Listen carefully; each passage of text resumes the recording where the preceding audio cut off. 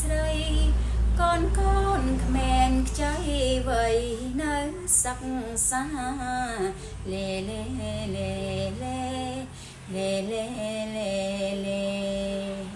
មករៀនទៀងទាត់តាមវិន័យសាលាស្ដាប់គ្រូអាចារ្យលោកវាចាទូមានត្រូវខិតខំសូត្ររៀនកុំញៀនទូរស័ព្ទរៀនលេខរៀនអានការរៀននឹងបានចម្រើនការចឹងលេលេលេលេលេលេលេលេរៀនច្រើនអានច្រើនបងកើនចំណេញកូនកុំគិតវេះលែឆ្លើយដងសាខំច្បាប់សាលាចាឈ្មោះអក្សរកូនទៅ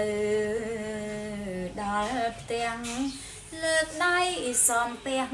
មេដាបៃតាលេលេលេលេលេលេលេលេរៀបចំទុកដាក់សម្ភារៈសិក្សាឲ្យល្អផងណាតាមត្រាវិន័យរួចកាត់លោកលៃរវៃជួយពុកម៉ែកូនល្អសឹងល្អ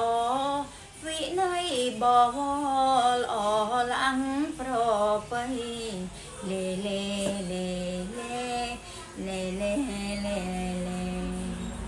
ទាំងនៅសាលានិងនៅផ្ទះពីស័យញាតសសាក្រៃថាថ្លៃកូនឆ្លាតខិតខំអោហាត់ជាកូនល្អសឹងល្អចាអរគុណច្រើនជម្រាបលា